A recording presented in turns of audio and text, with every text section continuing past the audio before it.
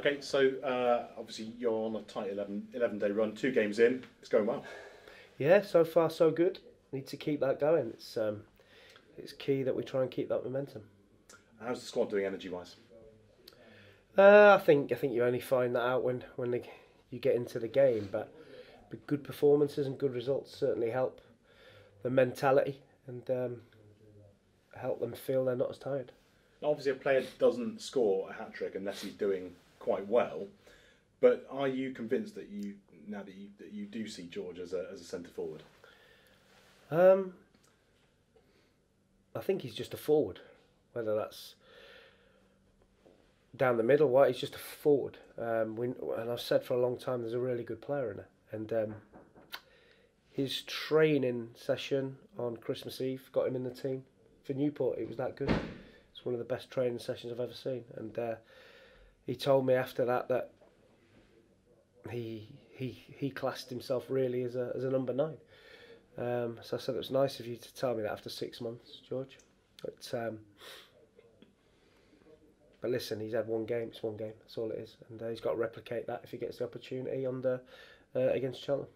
And I guess then he will be pushing then to be in your rear to be back in that position again. Oh, I'm sure after scoring a hat trick, he'd be desperate to start in that position. Yeah. One more question on him: Has he been hungry in training? Yeah, he's a great lad. I think he realises that he's not really hit the heights that he should have done. But he's worked away really hard and got his rewards. On Cheltenham last time out when they were at the New Lawn, you walked out with Michael Duff. They frustrated you on that day. Do you think they look a better side now? Yeah, they look strong, powerful. They're trying to play as well, and they got some good players. They've got a big squad. Got some good players, and Michael's done a good job. I mean, at the start it would have been really frustrating for him because you expect to get that initial bounce when you go in. Didn't quite happen. Didn't win for a while, but now they've got some results behind him. They had a fantastic result on Boxing Day. They don't have a runaway top scorer though. So where do you see their key threats coming from? Nor do we. True. Nor do we. I'd be asking them the same.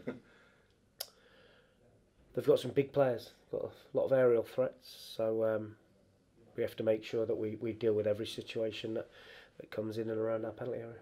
Is there really, people talk about extra motivation for Derby, is that something you actually feel? I think you feel it during the game or when you're at the stadium. But in the build-up it is boringly just another game, and we have to prepare like it's another game against another team that we want to try and beat. And must be good as well to feel like you're cemented in the playoff places at the moment. It's football has a terrible habit of kicking you up the backside when you least expect it, and it's all about the performances and the training. We have to train really hard.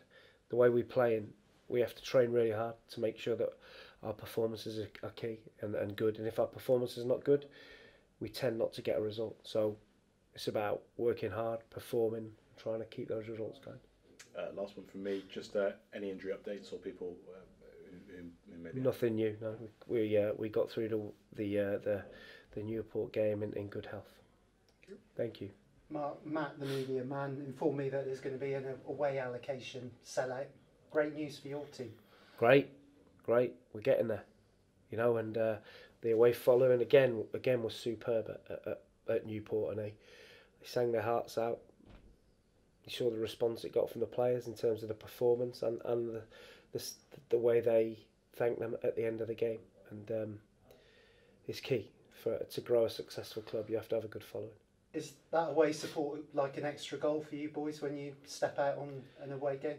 I think it gives you that extra impetus for certain. I'm not sure about a goal, but it gives you that extra little bit of desire. Yeah, it's interesting when you look at both the teams on Saturday. Cheltenham have won 6 on the spin at home, proves they're a real form horse in the home tables. Like yourselves on the way, you've got the best record in League Two. Yeah, great achievement from us for being the best away team. We have to make sure we keep that going, or try. We have to try really hard, and we have to play.